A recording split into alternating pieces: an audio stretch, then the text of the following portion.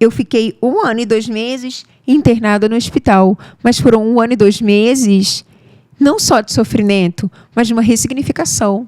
Eu não olhava o meu histórico como um sofrimento, mas como uma dor que eu não poderia mudar, mas algo que eu poderia fazer além disso, porque existem algumas dores que a gente pode decidir se vamos sofrer ou não por elas, ou melhor, uma frase muito conhecida, a dor inevitável, o sofrimento é opcional.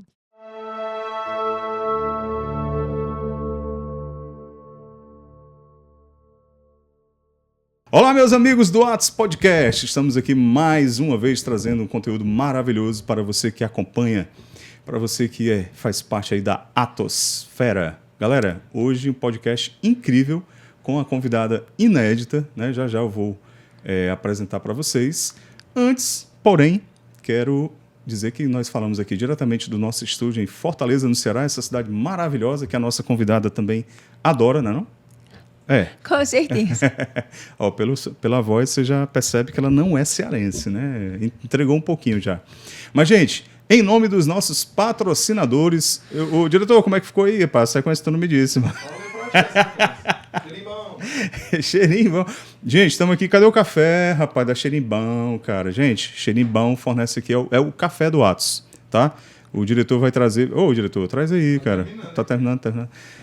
Xerimbão, gente, Lago Jacareí, tá certo? Tem que ser a Xerimbão Lago Jacareí. Tem outras por aí, mas tem que ser a Lago Jacareí, tá? Ambiente maravilhoso para você encontrar amigos e tudo mais.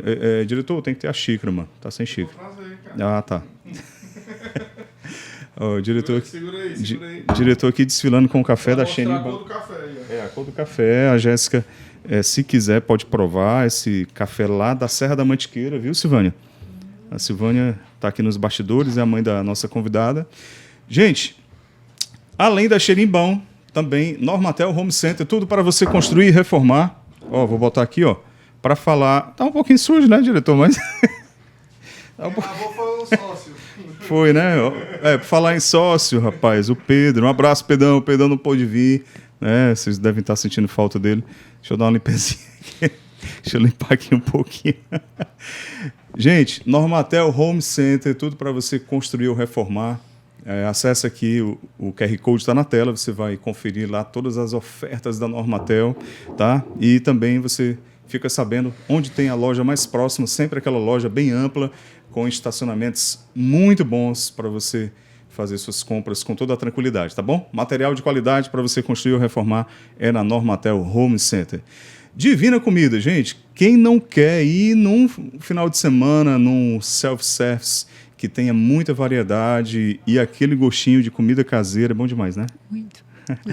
Aquela feijoada dizem que é típica do Rio, né? Ó, tô dando spoiler aqui. Eu tô dando aqui spoilers, tá? Para vocês descobrirem quem é a nossa convidada.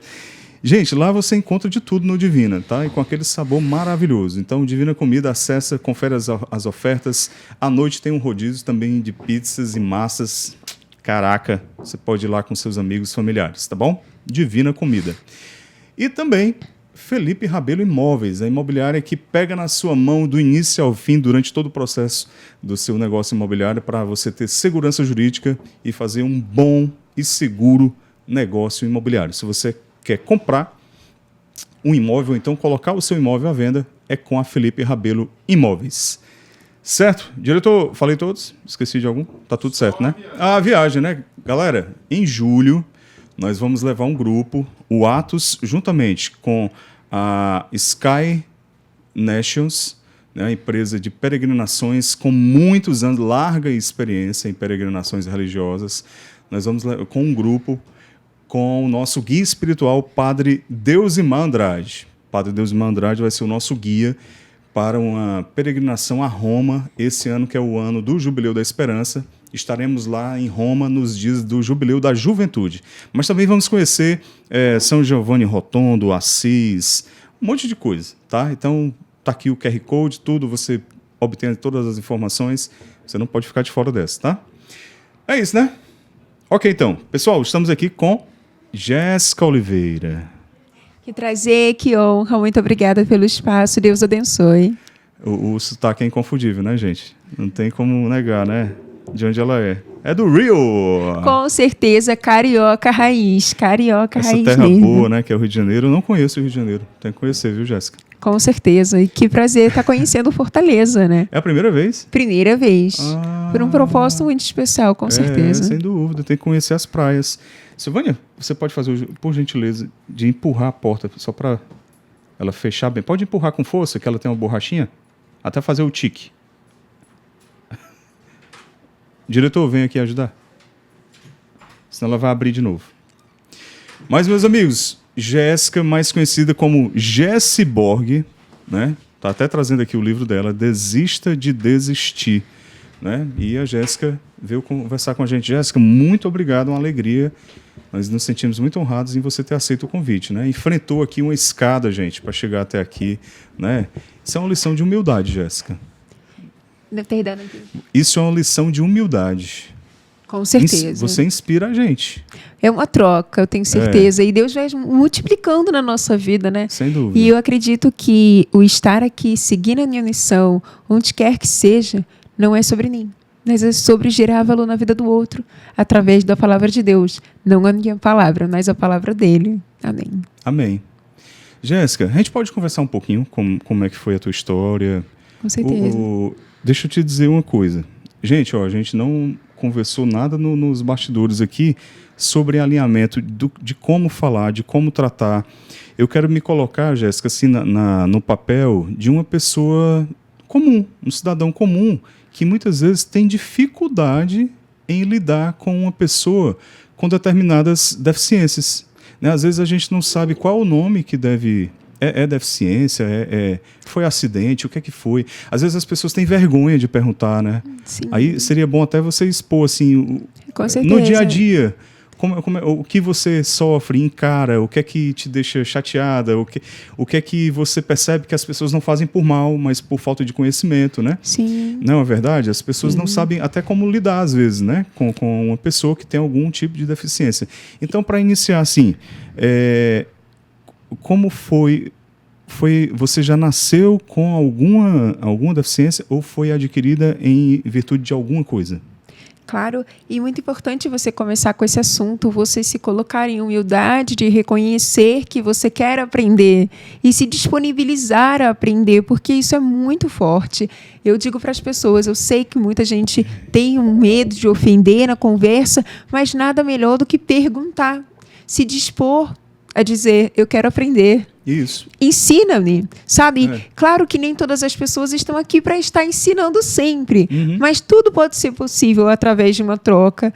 A primeira coisa é agir naturalmente. Quando a gente age naturalmente, focando primeiro para a pessoa e não na deficiência, flui toda a comunicação para que ela seja qualitativa, tanto para você quanto para outra pessoa. Exatamente. Tudo na nossa vida é assim, não só sobre uma pessoa com deficiência, mas como qualquer outra. É focar no que ela é, mas não no que ela carrega. Perfeito. Eu sou mais conhecida como Jessie Borg, eu tenho 20 anos, sou atleta de natação paralímpica, palestrante, protagonista do livro Jessie Borg, Desista de Desistir. Sou formada pela Must Universidade Americana da Flórida, com o Instituto Happiness do Brasil, sobre ciência da felicidade. E aos meus 10 anos de idade, eu vi a minha vida mudar de uma forma que eu jamais imaginei. A gente entende que o deserto nem sempre é para nos derrotar. Eu gosto muito de dizer que a cruz não é uma derrota, não é sinônimo de derrota, mas é também uma oportunidade para nos formar a nossa fé, mas a gente precisa decidir, porque a dificuldade vem para todos, porque a gente não tem como mudar isso. Sim. Faz parte da vida, faz parte de estar vivo. O que diferencia é o que nós fazemos a partir do acontecido. E eu tive o diagnóstico de meningite meningocócica aos 10 anos de idade, uma doença bacteriana capaz de levar a óbito em menos de 24 horas, se não isso, é capaz de deixar sequelas gravíssimas. E eu me recordo de acreditar que era só uma dor de cabeça, porque os sintomas começaram sendo eles: febre, dor de cabeça, náusea, sensibilidade à luz, fraqueza corporal. E a gente sempre acha que é temporário, que vai passar logo. Mas logo eu percebi que poderia ser algo muito mais grave quando surgiram manchas roxas pelo meu corpo em questão de segundos. pela fraqueza corporal, pelas dores que eu estava sentindo, eu desmaiei. Deixa eu te perguntar outras coisas, Jéssica, antes da gente progredir. Então você nasceu no Rio de Janeiro. Isso. Teve uma infância normal, como qualquer outra criança. Como feliz. qualquer outra criança. Qual bairro lá do Rio? Você Eu cresceu? moro em Jacarepaguá. Jacarepaguá. Sempre morei. Cresceu lá e tudo, Sim. né? Cresci, Então- como até hoje. Sim, aí estudava e tudo, brincava normal. Sempre, sempre. E quando Eu você tinha 10 anos, Eu tinha uma vida particularmente como qualquer outra, mas conturbada também.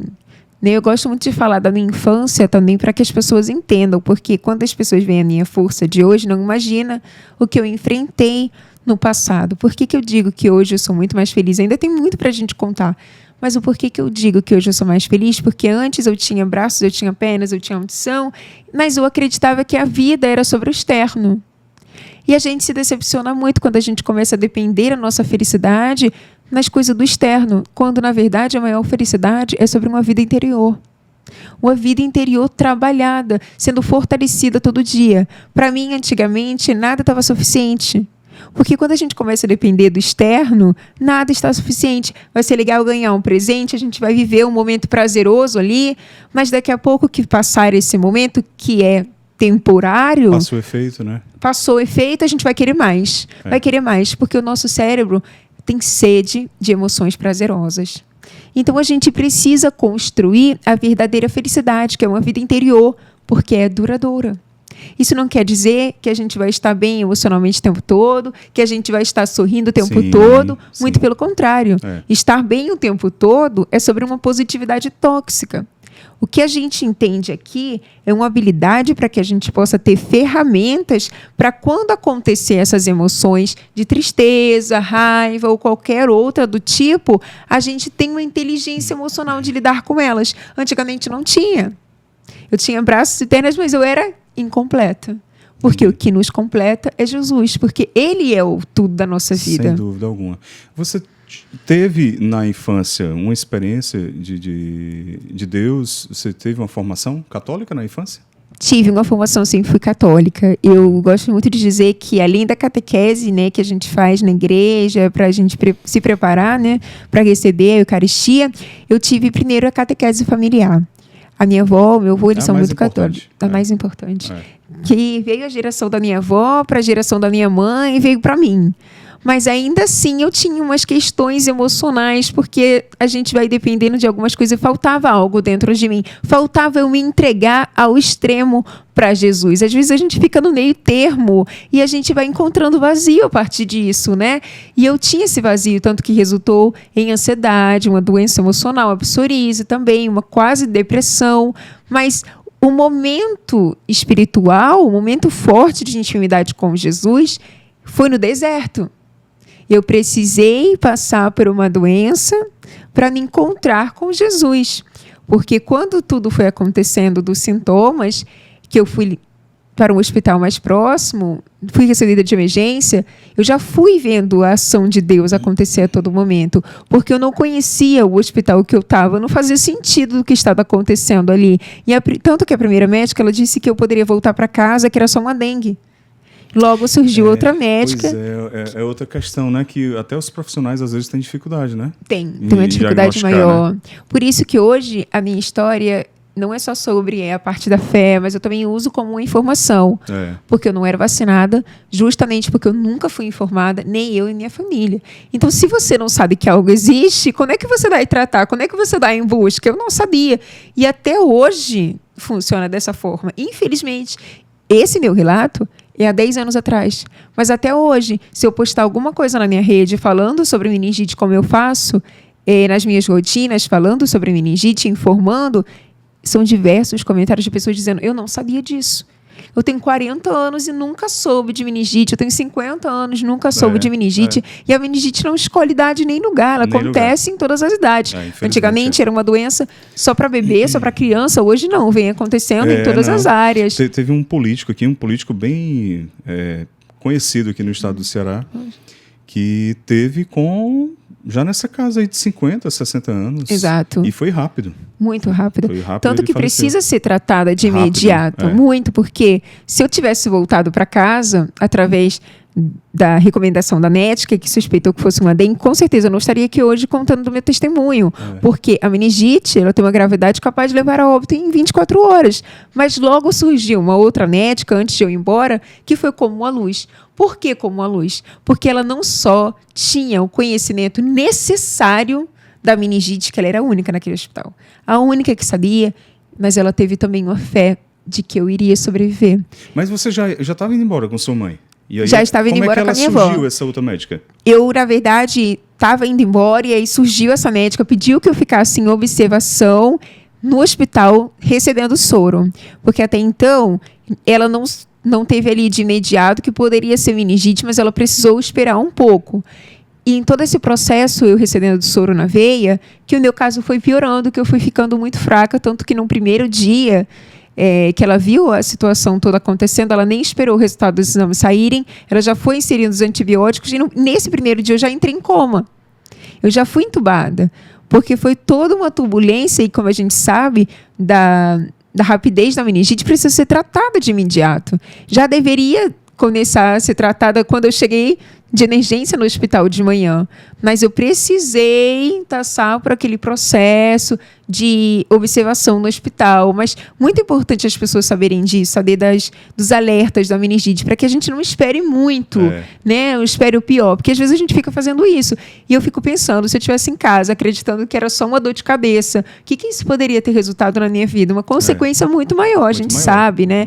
Então, quando acontecer esses sintomas, que a gente não pense duas vezes, buscar o profissional de saúde para que a gente possa analisar se realmente está tudo bem. Tem muita gente que fala, Jesse, mas uma dor de cabeça acontece sempre, pode ser muito raro acontecer a meningite.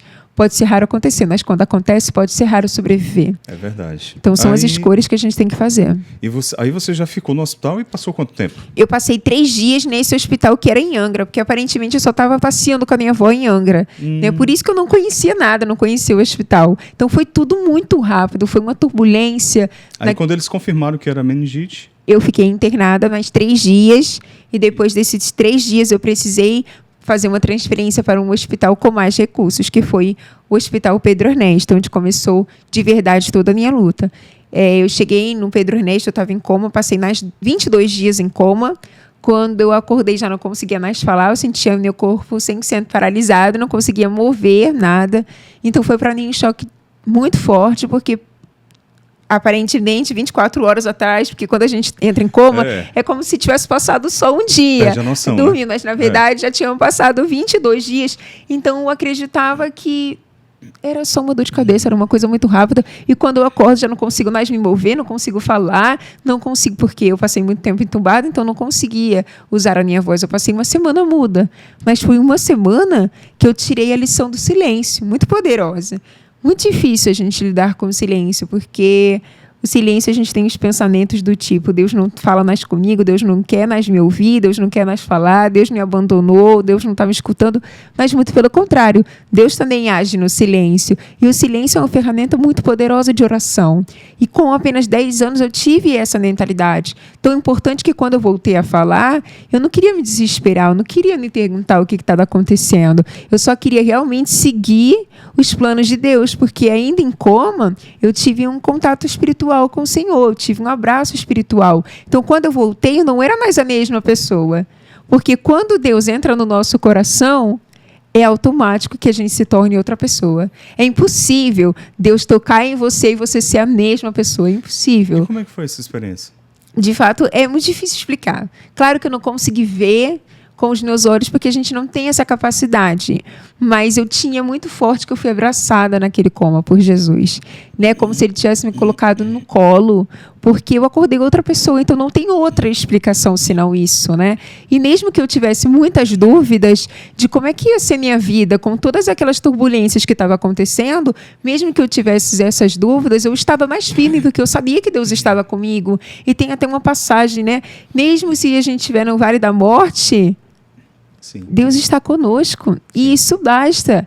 Então eu tinha essa mentalidade, eu falava muito sobre Jesus, mas não demorou muito para que eu realmente recebesse a notícia mais desafiadora da minha vida, que veio de minha mãe, falando: filha, você vai precisar amputar seus 4 membros. Porque a meningite já tinha afetado 90% da minha pele do corpo.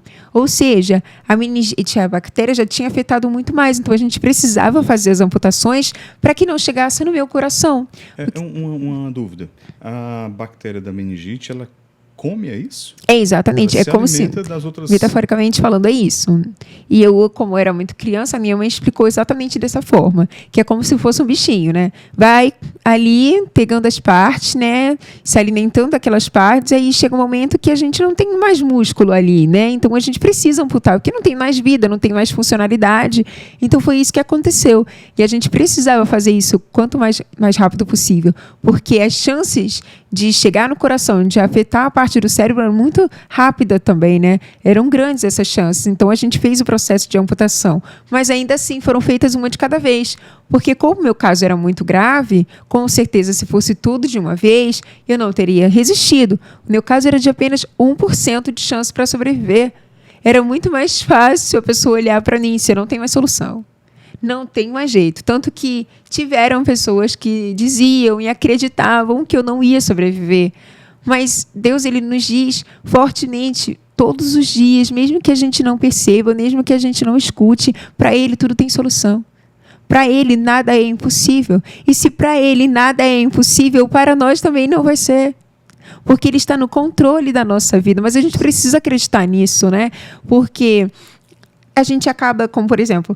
Os médicos dizem que a medicação foi muito forte, a equipe médica foi muito forte, mas, sobretudo, a minha fé, porque tinha dias que nem os médicos sabiam mais o que fazer para fazer eu voltar. Às vezes eles diziam: não, podem vir os pais, pode se despedir, né? Pode vir, não tem mais jeito, não tem mais o que fazer. Mas tinha um coração pulsando, tinha algo pulsando dentro de mim. E não era só o coração, mas era a fé. Sim. E é essa fé que me fez voltar, essa fé em Deus, né? Então, a gente precisa estar trabalhando isso, porque é a nossa alma que fortalece o nosso corpo. Sim. E eu perdi braços, eu perdi pernas, eu perdi audição também. Depois da perda dos membros, eu peguei uma infecção generalizada, resultou na perda auditiva.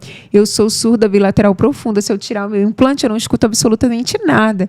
Dos dois, profunda. Ah, você usa um aparelho. O implante, eu fiz uma cirurgia em 2019, que é uma ferramenta que me possibilita ouvir. Mas claro que não recupera, né, a minha audição. Mas é a gente chegar ao lado positivo daquilo que a gente não pode mudar.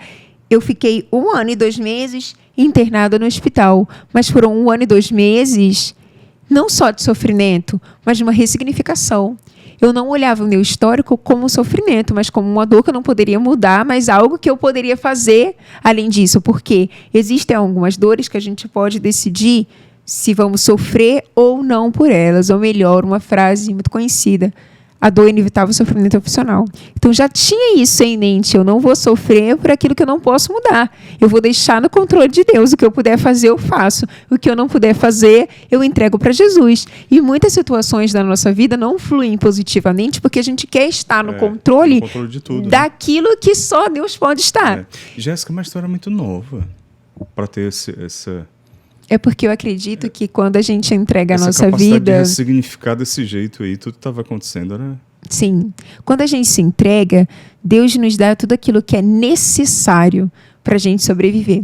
E às vezes a gente fica esperando algo muito extraordinário, algo muito do externo. Mas, na verdade, Deus às vezes manda uma sabedoria, uma autoridade. A gente precisa saber receber. E eu acho que, para mim, tenho certeza, que o que Deus me mandou naquele momento para poder sair daquele estado que eu estava, né, foi a sabedoria divina, porque não foi minha. Se fosse pela minha capacidade, com certeza eu não teria essa sabedoria, mas foi do alto que veio sobre mim, que agiu sobre mim, né? Amém. E a família fez uma corrente de oração? Com certeza, todo mundo. Isso é o mais poderoso, né? Porque, claro que a gente não quer sofrer, que a gente não deseja o sofrimento para ninguém, mas o deserto e a tempestade é um ambiente perfeito para que a gente possa experimentar Deus de uma forma que a gente não vai conseguir experimentar num estado de conforto, num ambiente de conforto. E eu não estava ali só transformando a minha vida a partir da dor, mas eu estava transformando a vida das pessoas que estavam ao meu redor. Tinham profissionais que se preparavam emocionalmente para ir cuidar de mim, porque era realmente um caso mais grave do hospital. Então, todo mundo se preparava emocionalmente para cuidar de mim, para que essa emoção desconfortável não passasse para mim, mas que seja uma emoção de força, para me dar força. E eles diziam: Jéssica, é você que está me dando força. É você que está me ensinando, é você que está falando de fé. Eu recebia as pessoas para fazer oração e eu começava a orar junto. Eu amava falar de Jesus no hospital, porque eu acreditava que ali era um momento perfeito para falar sobre Jesus. Porque é muito fácil você chegar para alguém e falar sobre Jesus quando tudo está dando certo. E quando tudo estiver dando errado, quando tudo estiver fora do seu controle, será que a gente vai falar da mesma forma sobre Jesus? Então a gente precisa amar a Deus no sofrimento. Então quando a gente aprende a amar a Deus no sofrimento, a gente ensina o outro a amar a Deus sobre todos os momentos. Então, foi muito forte essa troca, porque eu tive uma corrente de oração muito poderosa, muitas pessoas se uniram, gente que não era próxima a mim começaram a se tornar mais próxima, porque todo aquele momento nos uniu.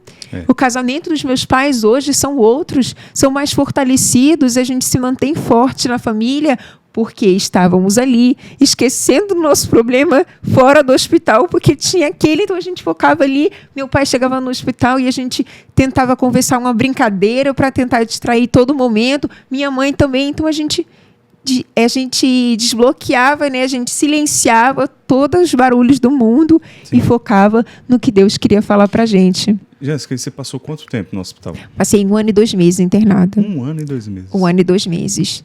Porque realmente a meningite precisou ser tratada com muita delicadeza. A gente precisou há um tempo ficar esperando paralisar a bactéria. Foram feitas amputações. E cada amputação que eu fazia, às vezes eu voltava para o coma, né? Porque eu ficava muito fraca.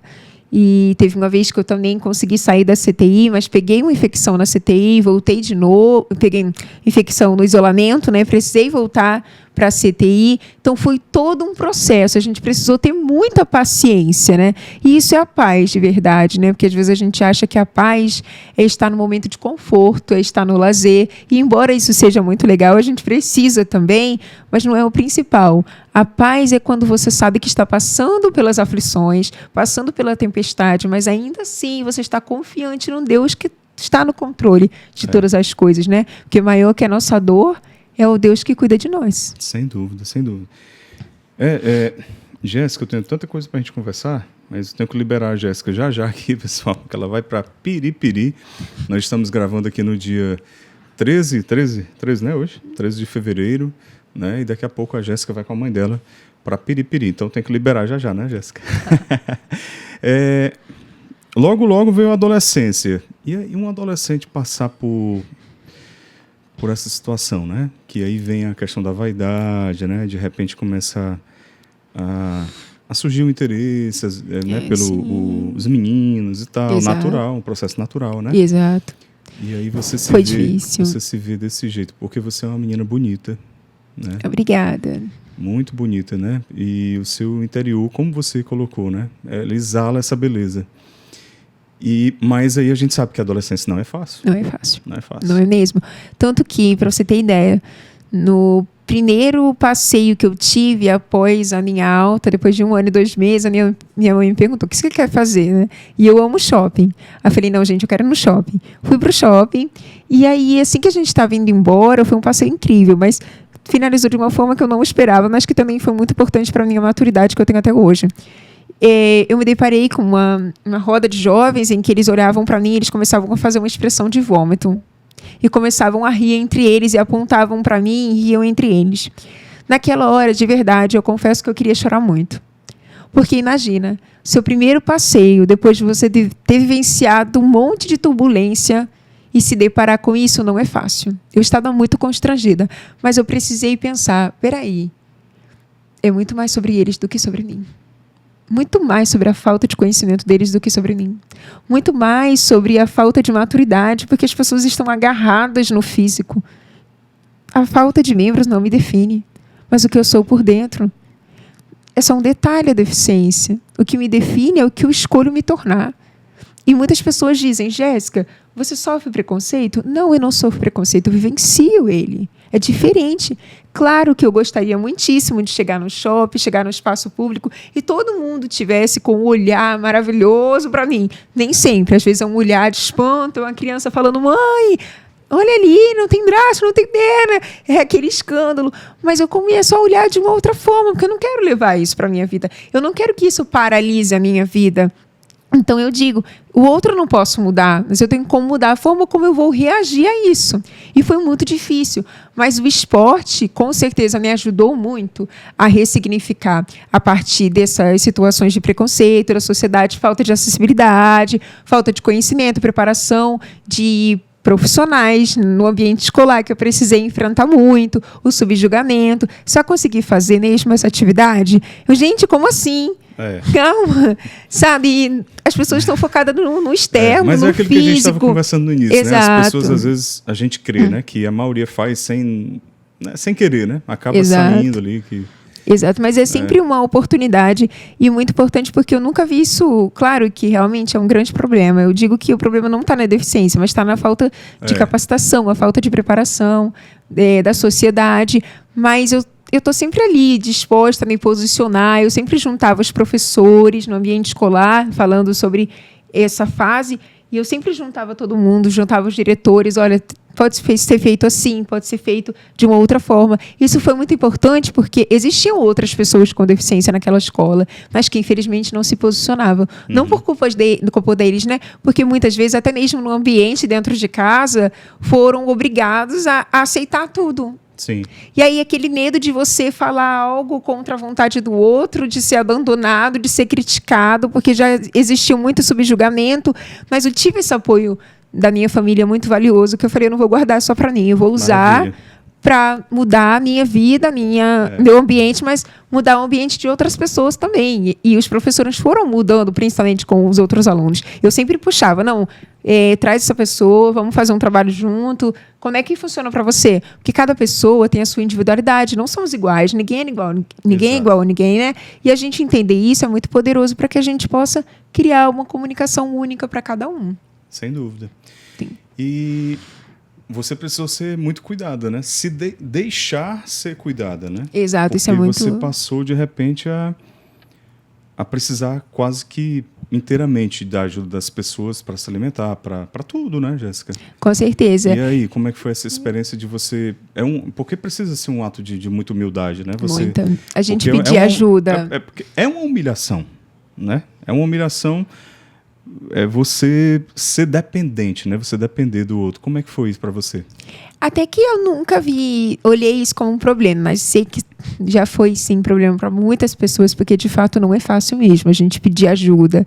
Eu converso com diversas pessoas para que elas possam destravar, né? Porque é muito difícil, a gente tem aquele medo de incomodar. Será que eu estou incomodando? Como é que vai fazer? E é muito difícil. Eu sempre fui muito independente. Com 7 anos de idade, já arrumava a casa toda sozinha. Não porque pediam para mim arrumar, mas porque eu gostava de fazer. Eu sempre gostei. Tanto que eu falo... É verdade, Silvânia? É verdade?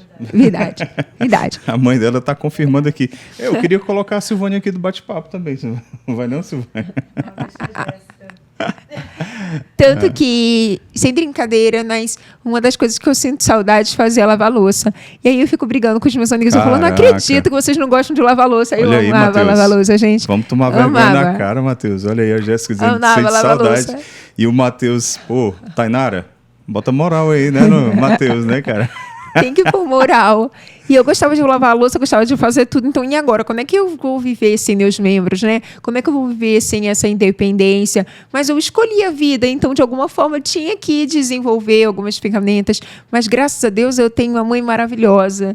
Uma mãe que está sempre comigo e que nunca foi um problema pedir ajuda e ela está ali comigo. Às vezes eu gosto, né? Que às vezes eu reclamava muito. Fala demais não elogia demais não. Não, pelo amor de Deus, tô brincando, né? Uma mãe dessa precisa ser exaltada. Né? Está sempre Até comigo, foi céu. muito forte.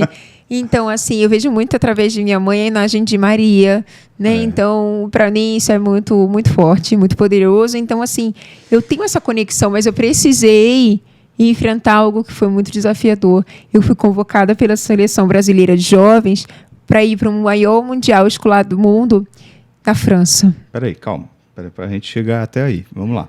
Então, passou pela adolescência, teve essas dificuldades que não tem nenhum demérito, né, Jéssica? Reconhecer que teve dificuldade, né? Isso. Com certeza. Que teve dificuldade, que foi difícil. Demais. E assumir. E assumir isso, E assumir né? isso é muito poderoso. É muito poderoso. Eu acho que mais do que a gente... Mais do que a gente... Do que ficar negando, né? Exatamente.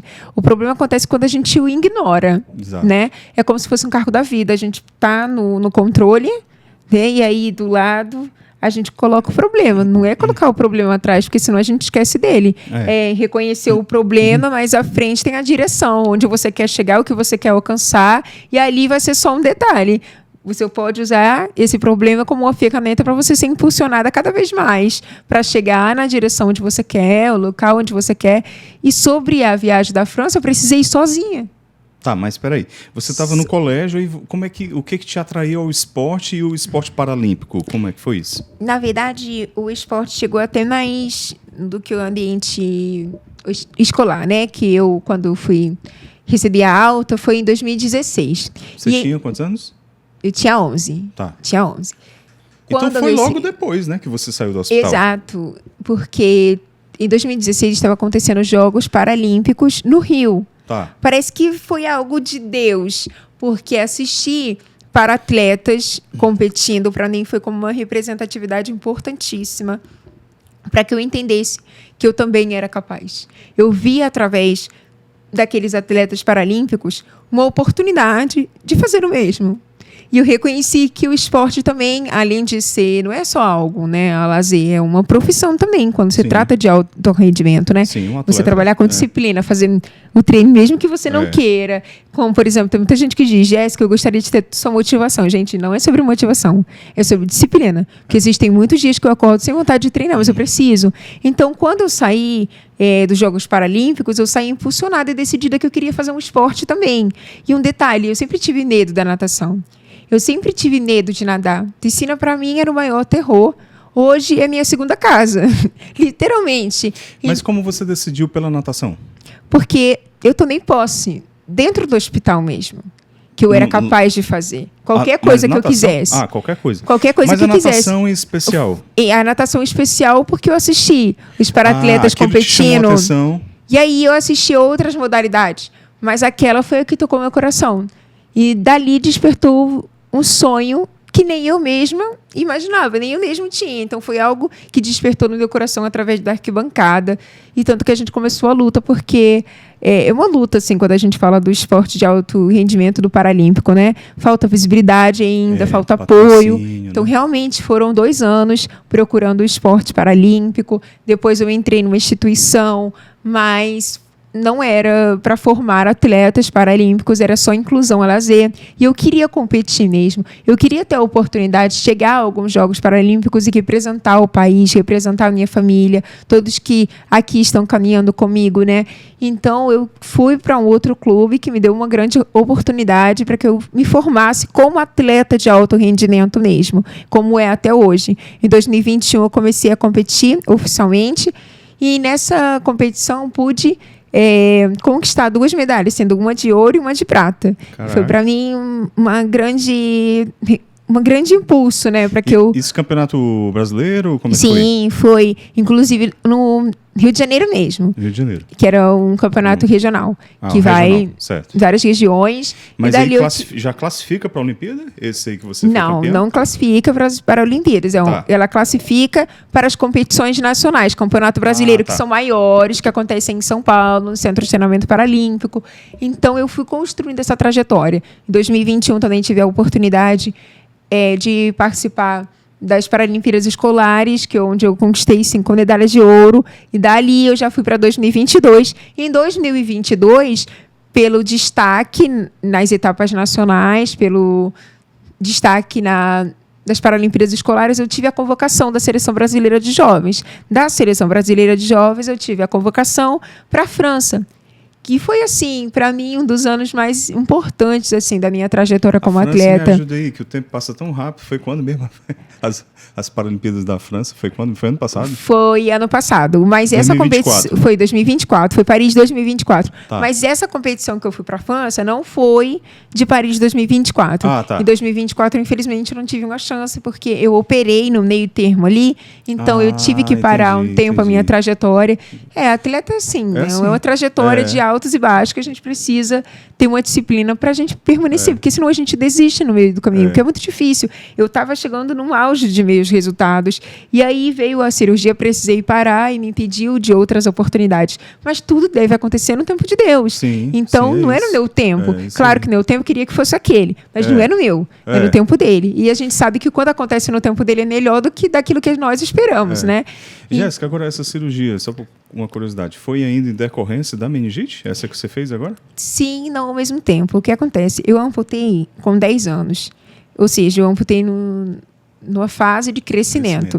A pele não entende. Ou seja, o osso cresce, a pele não acompanha. Já foram 5 cirurgias de reparo ósseo. Você precisa fazer um reparo ósseo para não ultrapassar a pele, que causa dores,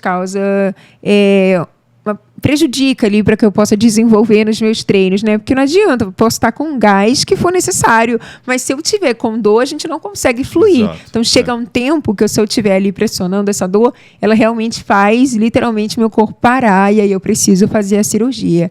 Então realmente é um processo que foi muito complicado. Eu precisei de resiliência, porque todas essas vezes que aconteciam era algo surreal. Eu estava no auge do esporte, né? Então precisava sempre resiliência, sempre ressignificar para que eu pudesse voltar. Nem sempre eu estava forte na minha melhor fase, fisicamente falando, mas eu estava na melhor fase emocionalmente, porque a cada cirurgia era como uma oportunidade de eu me fortalecer emocionalmente. Então, às vezes, a gente pode não ter total força física, mas se a gente tiver uma força na mentalidade, a gente flui positivamente, a gente pode chegar a grandes lugares. Porque, da mesma forma, você pode ter total força física. Então, se não tiver mentalidade, você paralisa. Então, Jéssica, você competiu desigualmente com os seus concorrentes, porque na cirurgia você fazia um verdadeiro retiro espiritual, se fortalecia. Aí, descobrimos o segredo da Jéssica. Exato. E a gente precisa se permitir passar por esses retiros espirituais. Não é fácil. Esses desertos, né, Jéssica? Não vai ser fácil. Não, de forma alguma. Não, acho que a gente esperar que seja fácil, a gente vai se decepcionar muito. Então, é melhor que a gente se entregue e espere que Deus vai nos ajudar a dar conta de tudo. Porque com a nossa força, com a nossa própria força, a gente não consegue dar conta. É verdade. Mas se é Deus agindo, tudo eu posso naquele que me fortalece. Jess, e aí você foi para a França? Fui para a França, a gente passou 13 dias e eu fui com a equipe da seleção brasileira, mas a gente teve todo um preparo, né? Uma equipe de enfermagem que estava com a gente, auxiliando nesse preparo, nos cuidados que eu mais precisava, mas eu tive que ter uma maturidade para pensar, poxa, eu não vou ter a minha mãe do meu lado. Só que eu já tinha ido a algumas competições. Deixou ela aí, Silvânia? Absurdo, né? Não gostei disso não. Logo na França. Logo na França, né, gente? Mas, quem sabe, uma outra oportunidade para a gente ir, passear, conhecer mais, porque quando a competição é muito corrido. Mas, querendo ou não, dá para a gente aproveitar ali, porque é mais especial ainda quando você sabe que você está indo pela sua missão, por tudo aquilo que você trabalhou para chegar até ali. Então, foi muito, muito forte aquela competição. Como é que foi lá a competição? Foi ótima, mas eu não tive a oportunidade de chegar a conquistar medalhas, porque era uma competição realmente muito acirrada, né? Só que dali eu tive uma mentalidade muito boa, que ser atleta não é só sobre chegar no lugar mais alto do pódio. A competição não é só sobre chegar no lugar mais alto do pódio, mas é sobre a construção para chegar até ali. E por muitas vezes a gente foca no resultado e esquece do processo, esquece da essência. Isso também vale da nossa vida cristã, né? Às vezes a gente quer algo, mas a gente esquece do essencial no meio do caminho, a gente esquece da construção. E naquela competição, eu queria muito chegar lá, eu queria muito ser medalhista, mas eu queria mais ainda viver cada dia daquela história. E hoje eu lembro de cada dia, porque eu não só sobrevivi, eu vivi. Porque quando a gente fica focando no processo, a gente só focando no resultado, a gente só sobrevive durante o processo. Então, é preciso que a gente escolha e possa tomar posse de viver a nossa construção, para quando a gente chegar no topo da montanha, possa saber apreciar a vista. Porque, às vezes, quando a gente foca tanto lá, quando chega, passa tão rápido, a gente já quer outro, e aí fica nesse círculo, repetindo, e a gente não aproveita as nossas conquistas, porque não aproveitamos o processo. Verdade. E hoje você continua atleta, né? Com certeza, continuo na trajetória. Não é fácil, né? Preciso de muita disciplina, determinação, mas lembrar de onde eu já cheguei me impulsiona para chegar onde eu quero, cada vez mais, né? Eu tive o ano de 2024 foi um ano muito conturbado como atleta, porque eu tive a cirurgia de novo e eu tive também alguns processos difíceis, porque essa última cirurgia demorou muito para cicatrizar, eu tive uma recuperação lenta, então precisei respeitar ali um processo que, quando eu voltei a nadar para enfrentar um processo muito lento, então isso dificulta as oportunidades para que a gente possa competir mais vezes, ou competir poucas vezes, mas ainda assim foi um ano, mais uma vez, de retiro espiritual. E esse ano, sem dúvidas, eu estou mais forte do que nunca para chegar onde Deus quer que eu chegue, e o que Ele está preparando para mim nesse ano como atleta. Com certeza. Maravilha. Você se formou, fez uma faculdade ou formação? Faculdade não, mas eu cheguei a fazer a formação em Ciência da Felicidade, um curso, porque a Sandra Teschner, que é minha Dinda, especialista na Ciência da Felicidade, ela foi tem lá nos Estados Unidos, né? Foi o curso que você fez lá nos Estados Unidos? Sim, não cheguei a fazer lá, era um curso online, onde a gente teve a oportunidade. Mas a NUST, que é a universidade, ela é da Flórida, né? Que é uma universidade que trata especificamente da ciência da felicidade, como é que a gente pode aplicar a ciência da felicidade, não só na vida, mas no nosso trabalho. A gente pensar que uma pessoa feliz é capaz de vender 31% a mais, 37% mais produtiva. Então, são todas essas questões que nós podemos trabalhar com a felicidade. Hoje a felicidade é muito além do que a gente imagina. E esse, de fato, é um livro sobre ser feliz. Não é um livro sobre positividade tóxica, que daí está falando sobre a vida é fácil. Não, mas sobre a realidade. Mas não é só sobre a minha história, mas o que eu quero gerar na vida de cada um de vocês. E como você pode passar pela dor. Porque muitas vezes a gente, só vai passar pela dor, vai ser dessa forma, mas como é que eu vou passar? Quais ferramentas eu uso? E nesse livro a gente pode te auxiliar, com certeza. O interessante, né, Jéssica, é que não dá para comparar uma dor com outra dor, né? O que é uma dor para mim é uma dor diferente para você. Com certeza. E aí às vezes a gente diz assim, você não sabe o que eu sofri, né? Você não sabe, realmente não sei não. A minha vida é a minha vida, a sua vida é a sua vida. E é muito relativo, né? O conceito de dor e de felicidade. Às vezes as pessoas colocam a felicidade, como você já disse, né, em tantas coisas externas, né, em tantas coisas que são passageiras, são efêmeras. E a gente sabe que a verdadeira felicidade só em Deus. É Ele que nos dá a paz, né? Porque é uma confiança que a gente sabe que muitas situações têm acontecido. É até um assunto muito delicado para falar, mas, querendo ou não, muitas questões acontecem na felicidade, porque a gente depende, a gente entrega a nossa felicidade na mão do outro, né? Principalmente quando for um relacionamento. O namorado, namorada, um casamento. Cria aquela aí eu vou entregar. Fica aquela dependência emocional. Exatamente. Só que se torna muito mais leve quando a gente já está trabalhando a felicidade dentro de nós, porque a gente não espera muito do outro, né? A gente espera o que ele pode entregar. Porque a gente fica esperando a mais e a gente decepciona. Só que, querendo ou não, às vezes aquilo que a pessoa entrega pode ser algo maravilhoso que ela está entregando, mas às vezes a gente não consegue perceber porque a gente está esperando muito mais. E quando a gente trabalha essa felicidade, que a gente tem a felicidade conosco mesmo, a gente sabe definir quais relacionamentos eu preciso ter na minha vida, que eu preciso levar, quais vão me deixar paralisadas ou que vão me impulsionar a viver o que eu mereço, quais vão me levar para Jesus, porque às vezes a gente se perde na influência com outras pessoas, né? Como por muitas vezes, hoje eu digo que eu tenho poucos amigos, mas que para mim são como milhões de amigos, porque são os amigos que estão me levando para Jesus. É uma caminhada com Cristo, com que eu possa todos juntos é o mesmo propósito. Não vai ser fácil, cada um tem a sua diferença, mas o propósito é o mesmo. E é esse propósito que nos une, né? Então, a felicidade nada mais é do que você se entregar para Cristo, né? Porque a gente sabe que dele a gente não espera decepção. A gente não se decepciona, a gente sempre espera o melhor e ele sempre entrega aquilo Mais do mais que ele além prometeu, né? do que a gente está esperando. É. Né? Exatamente quando eu vim para Fortaleza, para o Sinal Jovem. Quando eu cheguei aqui, eu tive a oportunidade de rezar o Rosário da Madrugada. E para mim foi realmente uma emoção. Eu falei, meu Deus, eu não estou preparada, eu não me preparei. Mas foi lindo, porque a melhor preparação é aquela que Deus nos prepara. O Espírito Santo nos prepara. Se você me perguntar o que eu falei lá, eu não lembro. Não lembro, porque, de fato, foi o Espírito Santo agindo. Jéssica, hoje tu serve em alguma paróquia lá no Rio de Janeiro? Tu Sim. tem uma paróquia ou comunidade que você Sim, serve? eu sou da paróquia Santa Luzia, de Jacarepaguá, da Gardênia, que é perto da minha casa. E a gente está lá bem carismática, a gente está com Legal. muitos jovens, Tem grupo né? de oração lá? Sempre. A gente tem muito retiro, né? Inclusive, eu faço parte de um. E eu tenho muito orgulho de estar podendo servir a Deus. É muito bom a gente ver a comunidade crescendo, né? E eu rezo fielmente por todas as comunidades católicas para que a gente possa persistir, porque são muitas as perseguições, mas que a gente não pare, porque o mundo precisa de nós.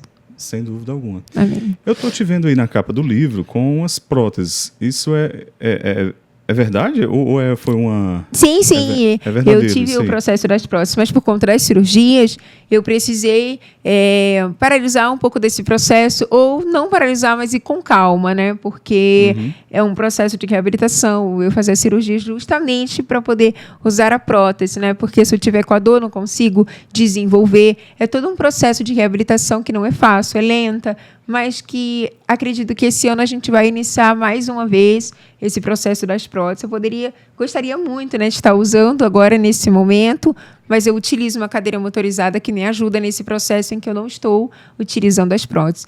Mas é sempre uma experiência para que a gente possa persistir e não desistir, porque a prótese é mais uma das experiências desafiadoras da nossa vida, de Sim, tetra-amputados, de amputados, que realmente é uma construção. Mas hoje em dia está cada vez mais evoluído, né? Essa Com questão certeza. Está bem evoluído. Com certeza. Essas aí, por exemplo, que estão na capa do livro, que você está usando, são as assim de última geração, assim? Já...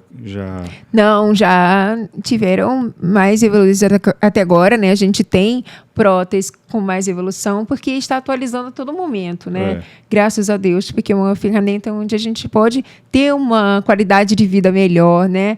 Uma questão de autonomia, de você teve boas independência. respostas? Foi boa a experiência com as próteses? Sempre foi muito boa, porque nada melhor do que a gente ter a nossa independência.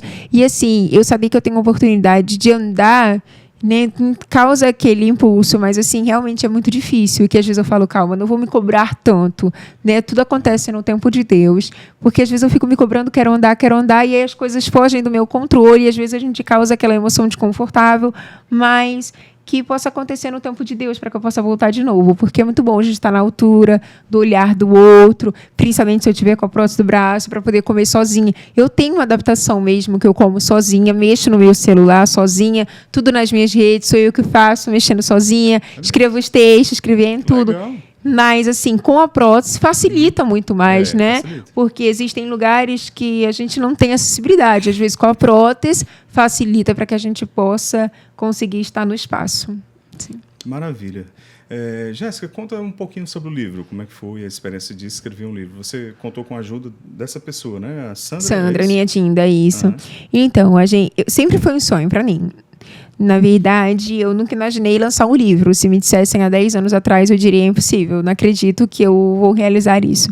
Mas quando eu estava no hospital, eu dizia com muita certeza, como se eu já tivesse vendo ali o livro na minha frente. Eu tinha uma convicção muito forte de que eu ia realizar o sonho de lançar um livro.